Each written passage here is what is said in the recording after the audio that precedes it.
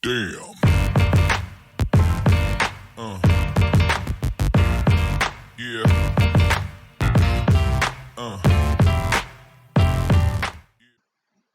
Hey everyone, my name is Amma Mubin, and today we will learn Form 5 Chapter 7 Measure of Dispersion for Group Data. In this chapter, we will learn dispersion and measure of dispersion. Start off with dispersion. So in Form 4, you have learned about the ways to interpret the dispersion of ungrouped data based on the stem and leaf plots and dot plots. So in this chapter, we can observe the dispersion for a group data by constructing histogram and frequency polygon. Prior to that, you need to know the class interval, lower limit, upper limit, midpoint, lower boundary, upper boundary, and cumulative frequency that can be obtained from a frequency table. So you can see here, this is the formula to find the size of class interval, lower boundary, midpoint, and upper boundary. We'll start off with an example. So the data below shows the height to the nearest cm of a group data of a group of Form 5 pupils. So down here is the height that shows a group data of Form 5 people. You need to determine the class interval for the data if the number of classes required is 6. Then construct a frequency table based on the information in A. Hence, complete the frequency table with the lower limit, midpoint, lower boundary, and upper boundary. So we are given with the table here. So the largest data is 173 and the smallest data is 145. From this table, if the number of classes is 6, then the size of each class interval. So you guys need to take the 173 minus with the 145 and then divide with the number of classes as is shown right here. So and then we will get 4.7, then we will run it off to 5. Therefore, the class intervals are 145 to 149 and then 150 to 154, 160 to 164, and 170 to 174.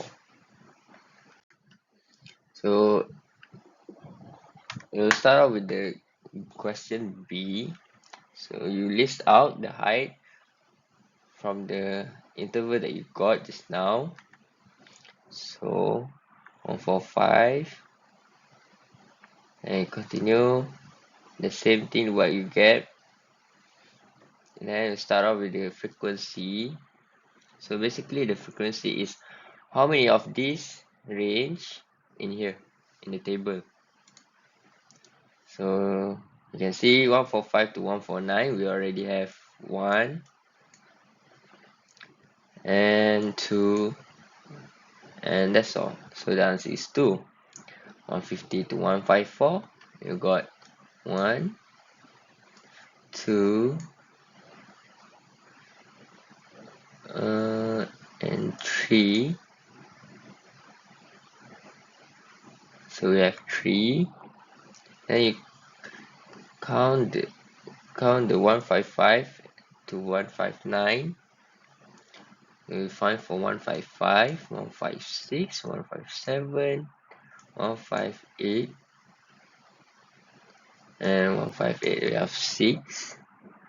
Then you continue again doing the same thing. You get 160 to 164, you got 5.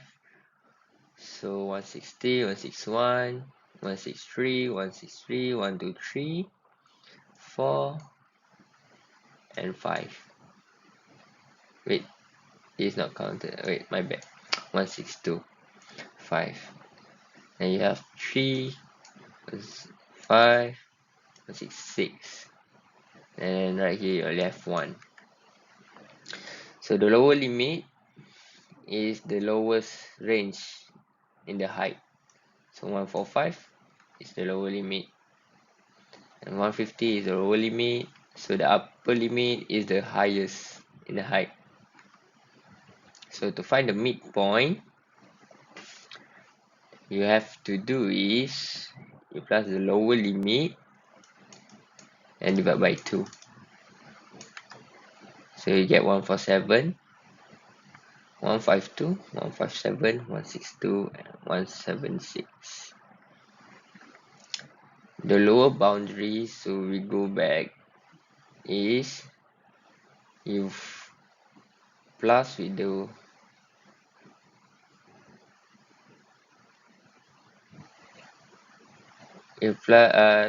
you plus 145 with 144 to get the lower boundary. Then you divide by 2. So you get 144.5. So same goes to the others. 149.5, 154.5, 159.5. So the upper limit, the upper boundary, my bad, is also almost the same. You plus with this. So basically, if for the lower limit, you plus with this. You plus with the lowest one. So you get 149.5 plus with this, and then you plus with this, and you plus with this. Wait, my bad. Then you plus with this, plus with this. That's how we go on with the histogram. Histogram is a graphical representation in which the data is grouped into ranges by using contiguous bars. The height of the bar in histogram represents the frequency of a class. Steps for constructing a histogram is you need to find the lower boundary and upper boundary of each class interval. Choose an appropriate scale on the vertical axis, represent the frequency on the vertical axis and the class boundaries on the horizontal axis, and then we will draw the bars that represent each class where the width is equal to the size and the height is proportionate to the frequency. Frequency polygon. A frequency polygon is a graph that displays a group data by using straight lines that connect midpoints of the classes which lie at the upper end of each bar in a histogram. Start for constructing a frequency polygon. Mark the midpoints of each class on top of each bar. Mark the midpoint before the first class and after the last class with zero frequency, and then you will need to draw a straight line by connecting the adjacent midpoint. Example is the frequency table below shows the speed of cars in km per hour recorded by a speed trap camera along a highway in a certain duration. Represent the data with a histogram and frequency polygon by using a scale of 2 cm to km per hour. Oh, it right here got a typo. It's actually 10 km per hour. On the horizontal axis and 2 cm to 10 cars on the vertical axis. So right here you can see the table. They given the range and the frequencies. So you'll need to create a table. Then you just put it. So they given you the range and the number of frequency. So you just put it in. Then to find the midpoint is to again to plus this 70 plus the lower boundary in upper limit and lower limit, and then you will divide by 2. So you get 74.5 94.5, 94.5, and goes on. So to find the lower boundary, same goes as previous. What you need to do is, so you take minus the lower limit with 1, and then you plus it, the result 69 with 2, then divide by 2. So you get 69.5, and same goes to others. So for upper boundary is you need to plus the the upper limit of the previous range. So this 79, for example, you plus with 80, then you divide by 2. So you will get 79.5. Then it goes on. Same goes to the others.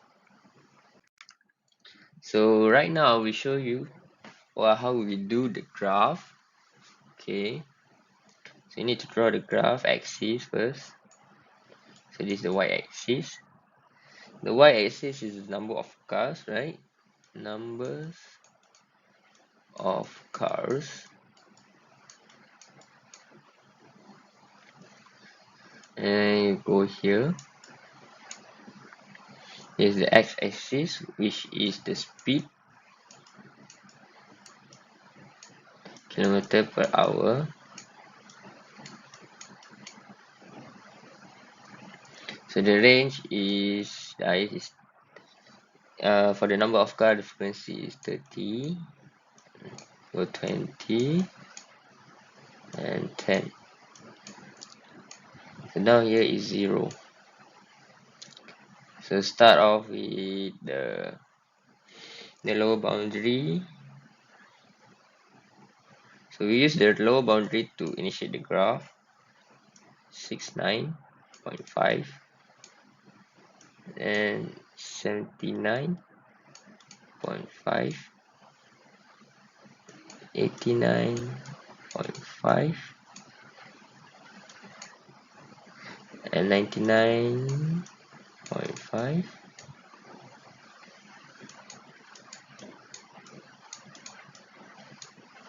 It is not enough. Continue it more. 119.5, and lastly is 129.5. So for histogram, you need to draw a box graph like this. Then for the frequency of 79.5 is actually from the lower limit to the from the lower boundary to upper boundary is actually 10 for the number of cars. So we just drag here, right? So here is 10, drag down here until 89.5. Next one is 20.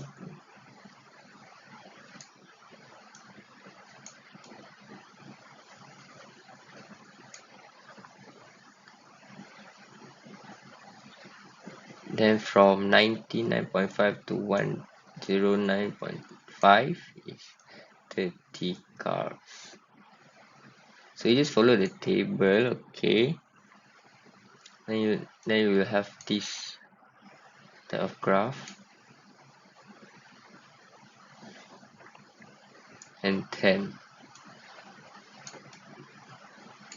So this is the histogram graph solution. So for frequency polygon, it's the same thing. You use the same axis.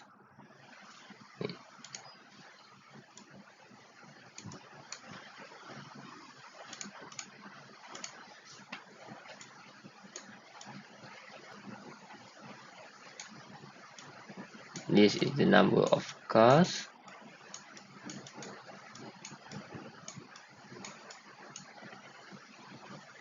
So 30, 20, and then 10. and the speed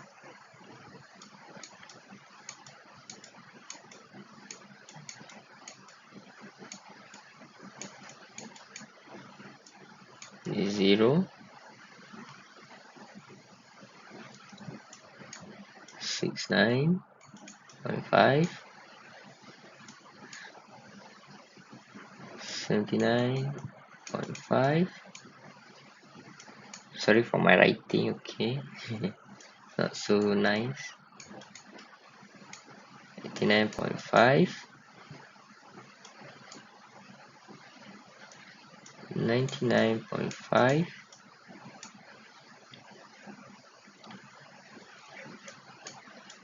109.5,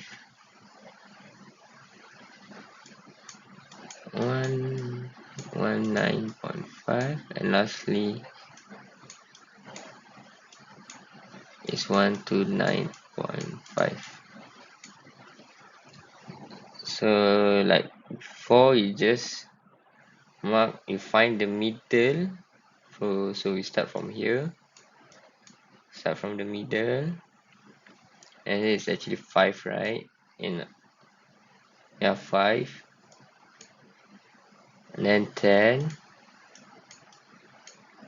here is 20, and then you go to 30. It's like, if you want easier, use this kind of line, cut off line, so you can just like mark it to the middle. Then you go back to 20, and lastly you go back to 10. And then what you need to do is you need to connect these lines, these dots together.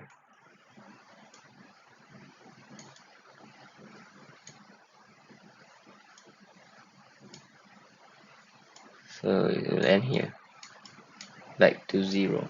So this is how you do frequency polygon graph solution. So next we will learn the distribution shapes of data. When describing a group data, it is important to be able to recognize the shapes of distribution. The distribution shapes can be identified through a histogram of frequency polygon.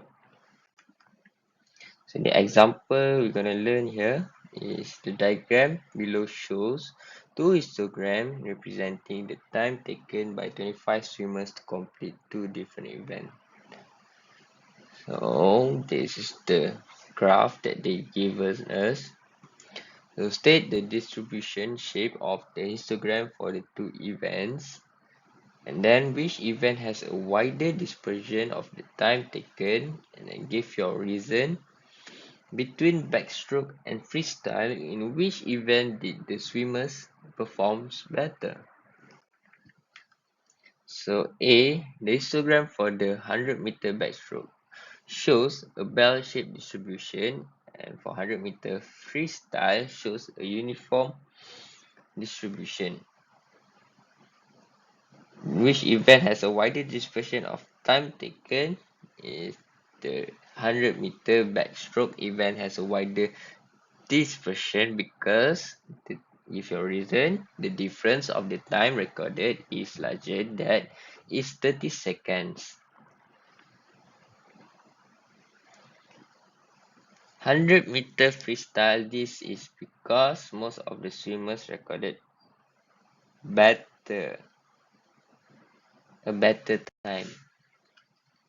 Next, we will learn quartile and percentiles. A frequency distribution can also be displayed by drawing a cumulative frequency graph, also known as an O-GIF. When the cumulative frequency of a data are plotted and connected, it will produce a shaped curve. O-GIF are useful for determining the quartile and percentile. So the question is, for a group data with number of data n, the quartiles can be determined from the O-GIF Q1, Q3. Oh, this it's a mistake here. It's actually 2. Sorry. Q1, Q2, and Q3 are the values that correspond to the cumulative frequency n over 4, n over 2, and 3n over 4. So this is the quartile formula, as you can see here. So they given us a table of salt and the frequency.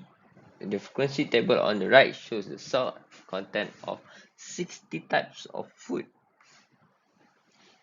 So they ask us to construct an O-GIF to represent the data. And from your O-GIF, determine the first quartile, the median, and the third quartile. So this is the first quartile, the median, and the third quartile. So you just need to draw a table with the frequency given to you. Just put it inside. So to find the upper boundary, as you guys have learned, is you have to plus the highest of the previous range, the first range, and then you plus with the lower boundary of the after range. So you get 99.5.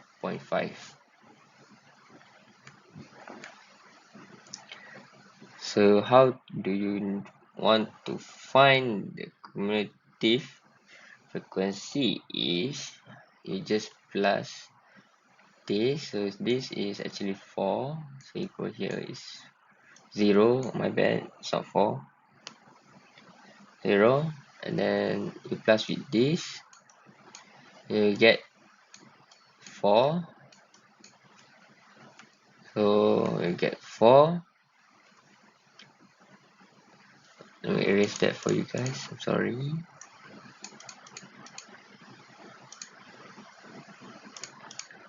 So you get 4 and then you plus 4 with 11.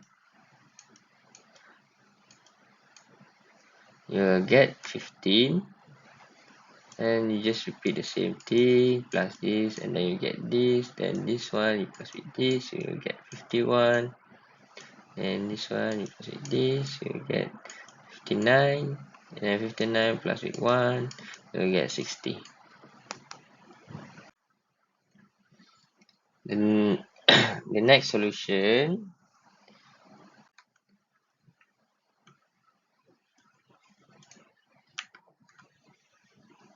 so Quartile solution P, 4 times 60, I get 15. So this is the first quartile. So the answer you will get 199.5. I'm sorry, you will need to draw a graph, a frequency graph. My bad. So we just continue.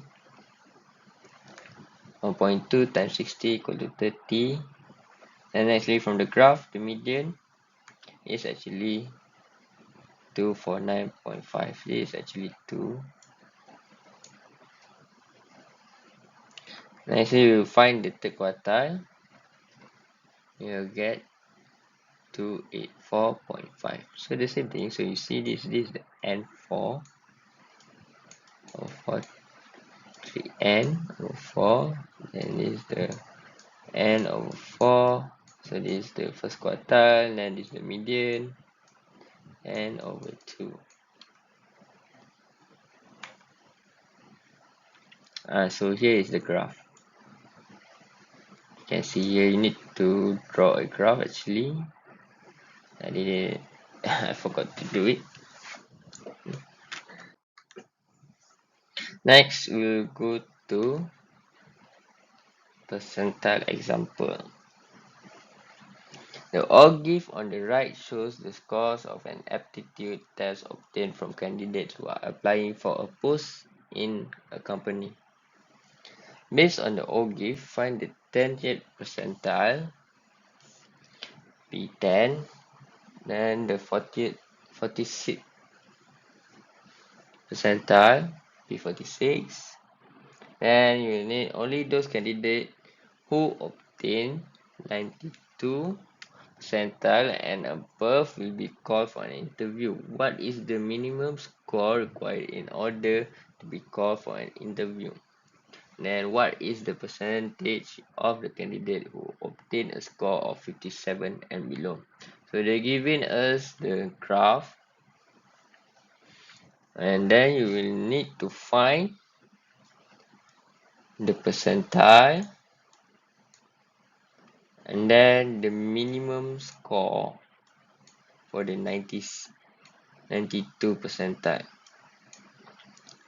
and you need to find the percentage of candidates who obtain 57 and below. So first off, we'll find the 10 percentile and 46 percentile. So 10% of the total frequency equal to 10 over 100 because it's a percent times 50. The creative frequency is actually 50. Then from the O give you will get P10 equal to 46.5. And same goes to 46 of the total frequency. We have 46 divided by 100 because it's a percent, and then times with 50 equal to 23. So you go to the graph, you will find that 23 is actually P46 equal to 63.5. Next solution for the B question, 92% of the total frequency equal to 92 over 100 times 50, so equal to 46. And you see at the graph, P92 is actually equal to 77. Therefore, only candidates with a minimum score of 77 will be called for an interview. From the O give, 15 over 50 times 100 equal to 30%. So this is how you want to find the percentage of candidates who obtain a score of 57 and below.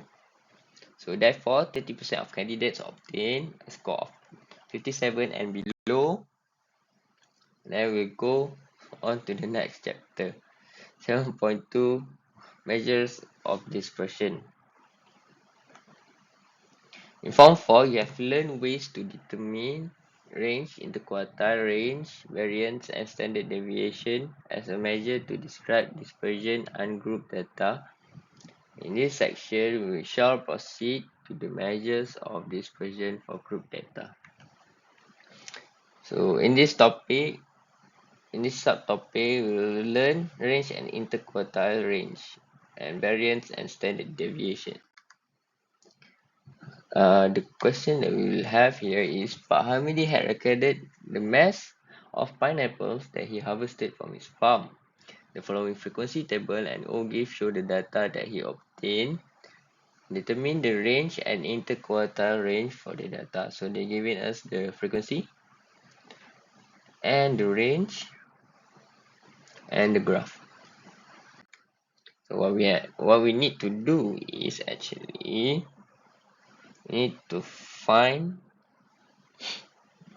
the range and interquartile range for the data.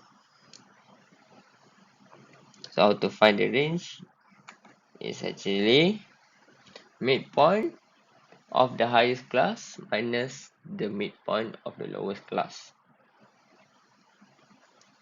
To find the midpoint of the highest class and the midpoint of the lowest class, so you plus the range between the lowest and the highest upper limit and lower limit,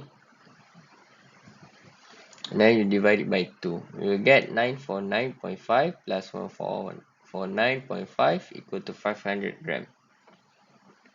So from the O give, the position Q1 1 over 4 times 80 equal to 20, and Q1 equal to 614.5. Therefore, the interquartile range, we haven't reached there yet. So from the O give, the position Q3 3 over 4 times 80 equal to 60. So Q3 is actually equal to 809.5. Therefore, the interquartile range is Q1 minus with Q3. So basically Q3 is the highest, so we just minus the highest.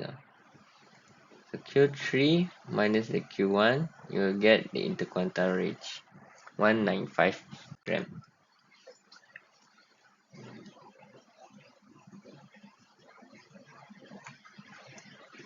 So as you can see here, so this is over here, the answer is just now 20 and 60. So 20 is the first Q. So where it hits the line is where is the answer is. So here is the Q1. Alright, here Q1 equal to 614.5. Then 60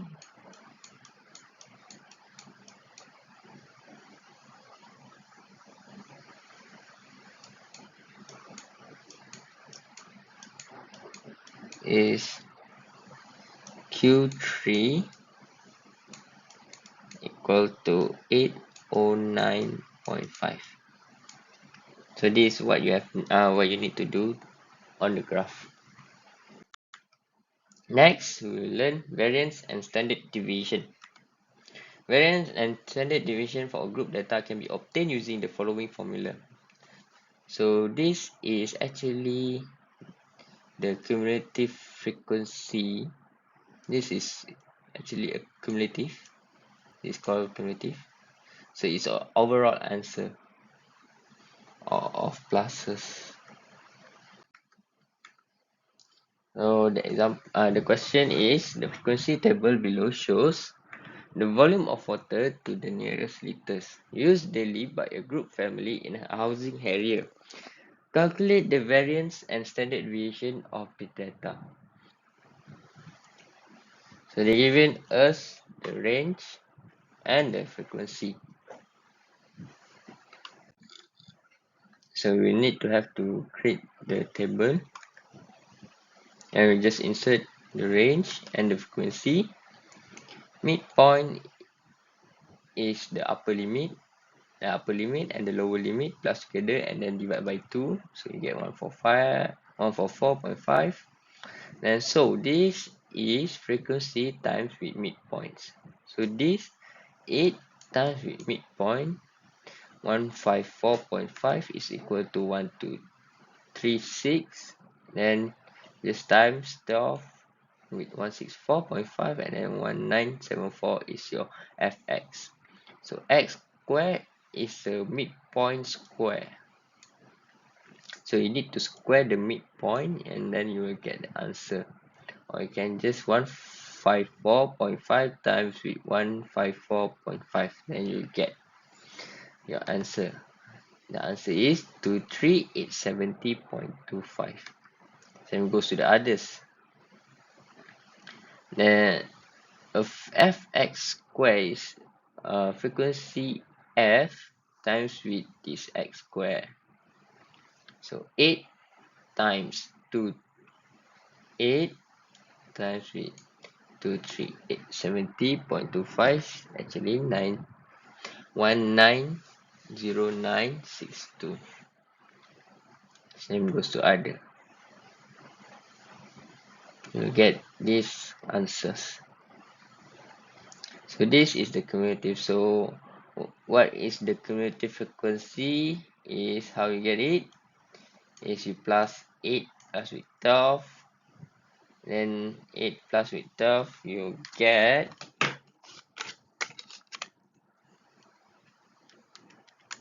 you'll get 20 plus with 15 plus 15, you get 35 plus with 24, you get 59 plus 20, you will get 79, then plus 16, you get 95. So what is cumulative is actually you just plus everything in here, then you will get the answer. Same goes to fx. Cumulative of fx is you just plus with everything here, and then you get 17,417. Same goes to the cumulative fx square. You get 3215133.75. This is 3,315,133.75. This is your answer after you plus with everything.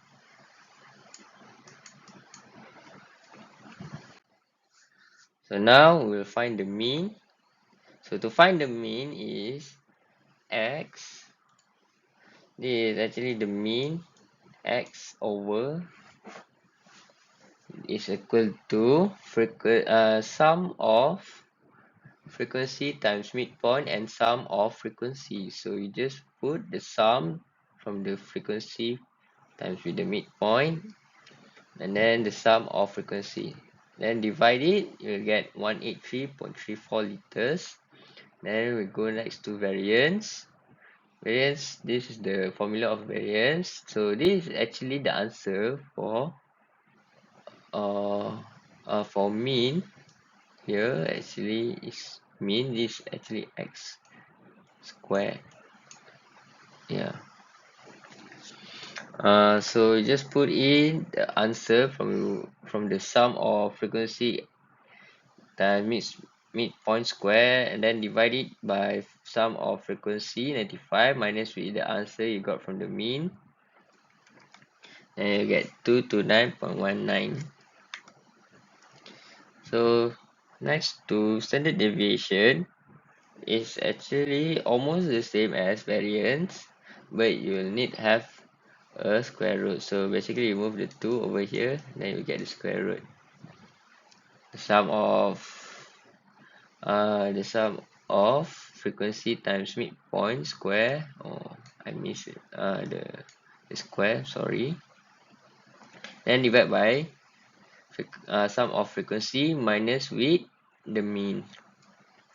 So you get 229.1985, and then you'll square root it, you'll get 15.14 liter. So that's all. Thank you for watching. Don't forget to like, subscribe, and share. See you again.